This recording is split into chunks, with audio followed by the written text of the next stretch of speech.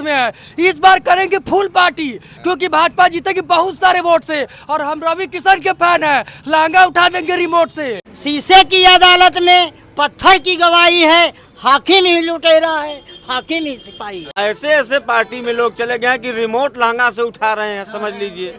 हम भाजपा तो हम शुरू से ना भाजपा वाले हैं। हम कितनों हम रोड पे आ जाएंगे लेकिन भाजपा को ही वोट देंगे। मिर्जापुर में कुल काम हुआ है, कौन सा काम नहीं हुआ है? 5 सीट बिना काम करने के लिए।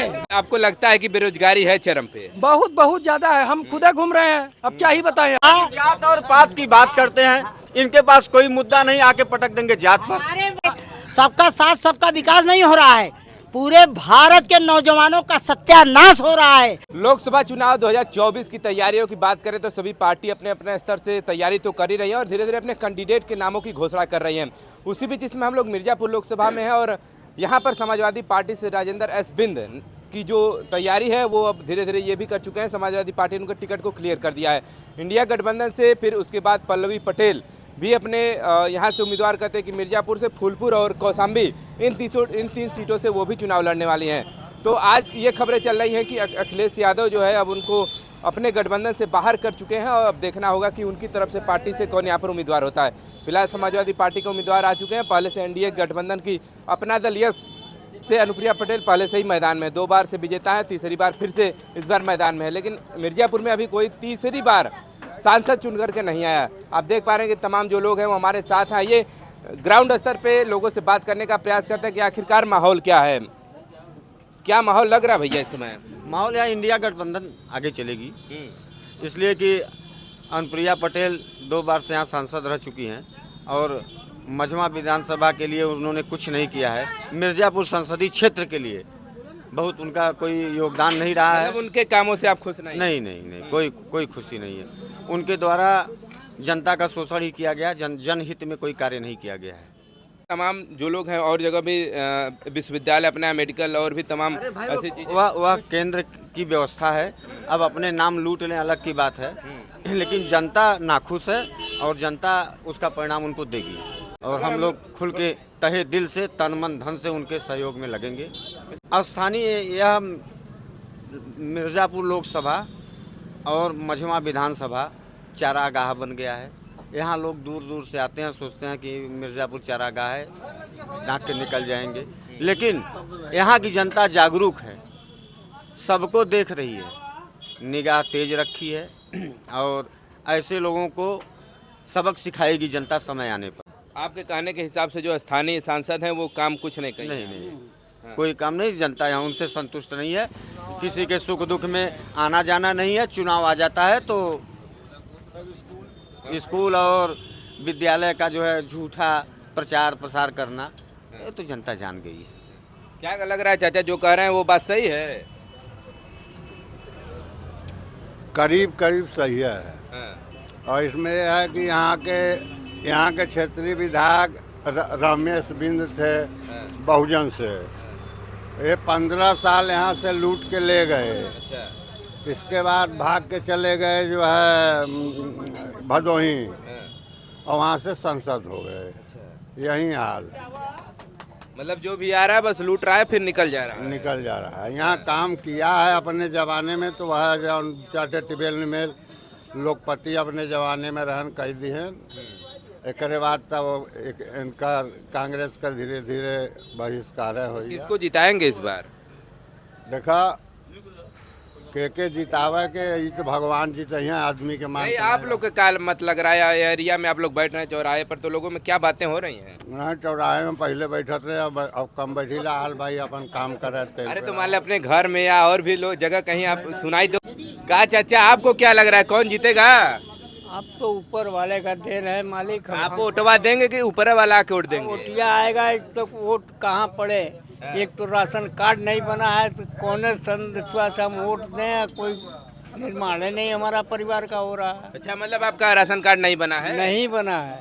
क्या नाम है आपका? दूधनाथ। कहाँ के रहने वाले? कछवा बाजार टाउन में।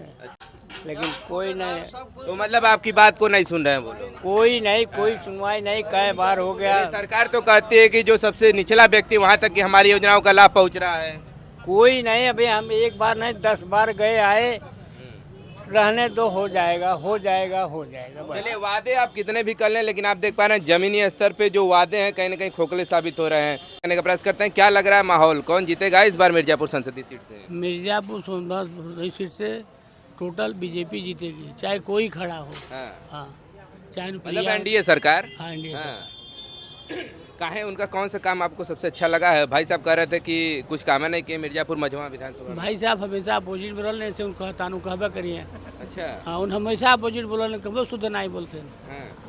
यहाँ से तो आप कुछ काम गिना दीजिए, अनुप्रिया पटेल कुछ काम नहीं हुआ है, पूरा देश का विकास है तो बाप पूरा रोड। बहुत सारे लोग देख रहे हैं, उनको नहीं पता होगा तो उनको बता दीजिए कि कौन कौन सा काम यहाँ पर मिर्जापुर में हुआ है। मिर्जापुर में कुल काम हुआ है, कौन सा काम नहीं हुआ है? 5 सीट बिना काम का निकली है विधानसभा की। देखिए भाई साहब क्या कह रहे हैं, बताएंगे नहीं क्या हुआ हाँ। काम हुआ है। तो यहाँ की जनता अब मन बना चुकी है, अनुप्रिया भगाओ मिर्जापुर बचाओ, यह नारा चल रहा है। देखिए क्या कह रहे हैं भाई साहब, उन अनुप्रिया को खिलाफ रहने पहले से अनुप्रिया खिलाफ बोलबे करिए। तो वो कह रहे हैं कि कमुआ आप गिना दीजिए ना। अरे रोड नाली खरंजा क्या नहीं बना है, और यहाँ पक्का पूरा मकान बन गया मिर्जापुर जिला में, हर कास्ट का बन गया, और राशन फ्री में मिला था।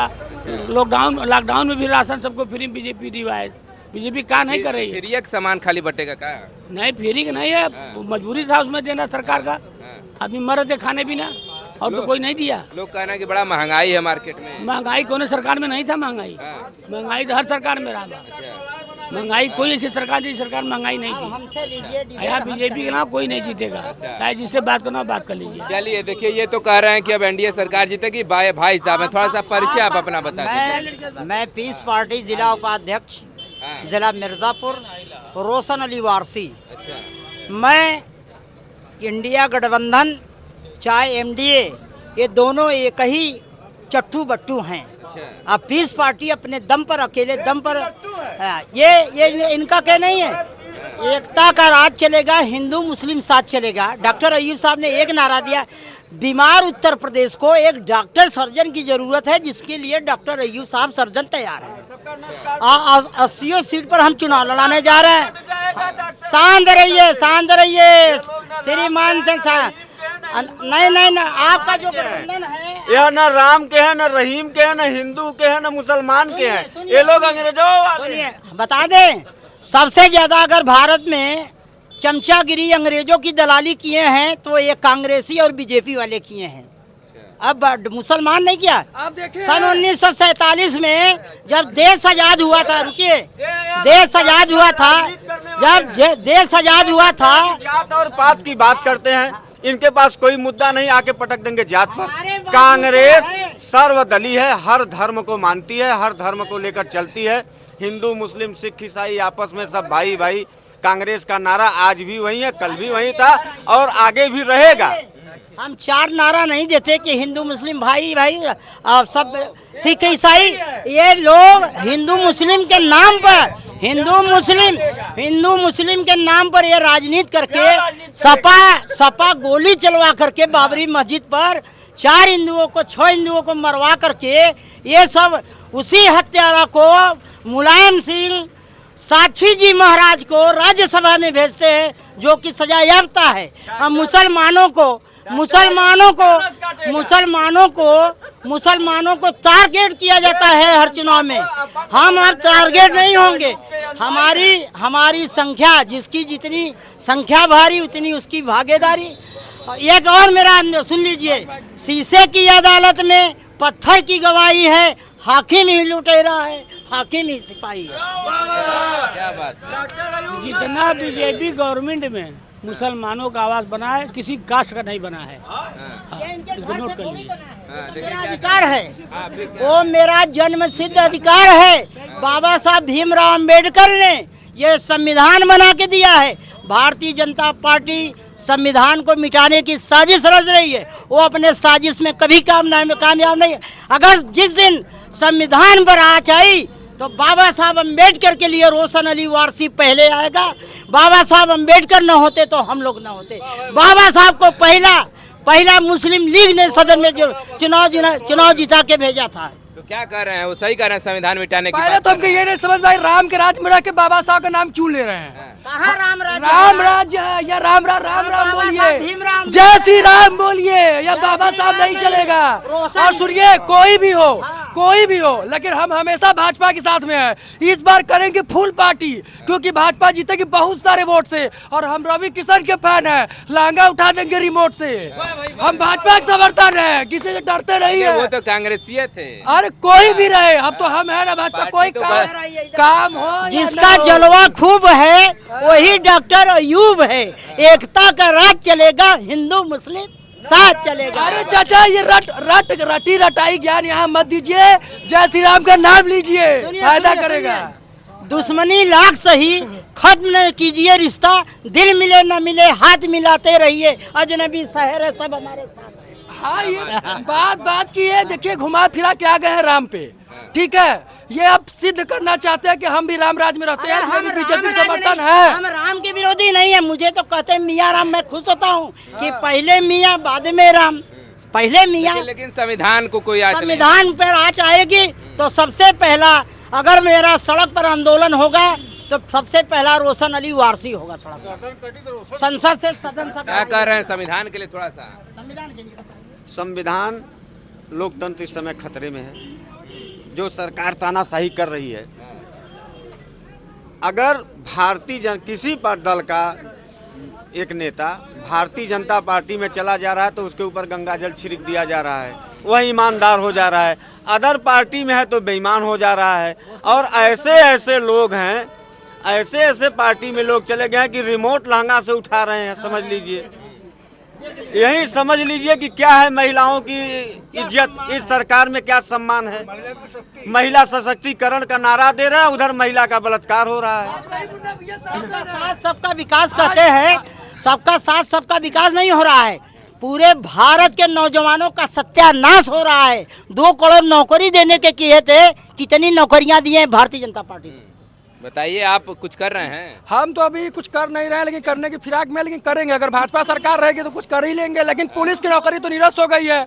मैं मोदी सरकार से यही कहना चाहूंगा कि अगर पुलिस की नौकरी निरस्त कर दी गई तो हम तक युवाओं कब तक ऐसे ठहरेंगे, बताइए। अब हमारी शादी हो जाएगी 2 महीने बाद, बीवी आ जाएगी, क्या खिलाएंगे उसको? तो अभी तो आप भाजपा के पक्ष की बात कर रहे थे, और अभी जो है हम भाजपा, तो हम शुरू से ना भाजपा वाले हैं। हम हम रोड पे आ जाएंगे, लेकिन भाजपा को ही वोट देंगे। अच्छा, मतलब हाँ, कितना दिल से है। मतलब आपको लगता है कि बेरोजगारी है चरम पे? बहुत ज्यादा है। हम खुद घूम रहे हैं, अब क्या ही बताएं आपको। हम तो लग रहा है कि मनरेगा में काम करना पड़ेगा, 100 रुपया तगाड़ी पे। इधर 56 इंच का सीना है। माननीय मोदी जो के झूठ बोल के जीना है, अब उनका जीना नहीं होगा। ये सब गलत बात है। 56 इंच का सीना आप देखे थे, हमारा तो 54 है। नहीं, मोदी जी का 56 इंची का कह के आए थे। अब 15 लाख रुपया बेरोजगारों के खाते में आएगा, जन धन खाता में। तो जो चाणक्य की नीति चलते हैं अमित शाह जी, कहते हैं तो चुनावी जुमला था। तो इन भारतीय जनता पार्टी एकदम झूठी पार्टी। अगर झूठ कहीं बट रहा था भगवान श्री राम की याद, तो सबसे पहले भारतीय जनता पार्टी वाले योगी और मोदी और अमित शाह पहुंचे। अच्छा, बताइए, बार बार जब आप कह रहे हैं कि यही बातें कि झूठ बोल करके चुनाव लड़ रहे हैं, हाँ, तो जीत कैसे रहे हैं बार बार? ये लोग जीत रहे हैं मशीन से। मशीन में टिनाटन हो रहा है। अब ऐसा क्या, सुनिए, अब ऐसा कौन सा भैया आगे कि जीत मशीन से होने लगा? तो आप बैलेट पेपर से करवा देख लीजिए, फिर भी कह दीजिए। माननीय मोदी जी से, माननीय इलेक्शन एजेंट से मैं मांग करना चाहता हूँ कि अगर इनकी मंशा साफ है तो बैलेट पेपर से चुनाव करा लें। इनकी जमानत जब्त न करा दी पूरे भारत में, तो रोशन अली वारसी नाम बदल दे। अगर नहीं करा पाएंगे तो क्या कहेंगे सबके सामने, बताइए। अगर जीत जाएगी भाजपा सरकार तो आप क्या कर लेंगे, बताइए। हम यहाँ राजनीति से संन्यास ले लेंगे। तो भैया आपको संन्यास लेना पड़ेगा, तैयारी कर लीजिए। कराइए बैलेट पेपर से। हाँ, तो करा देंगे। आपकी ये भी इच्छा पूरी कर दी जाएगी, ठीक है। पेपर से कराइए चुनाव। करा देंगे भैया।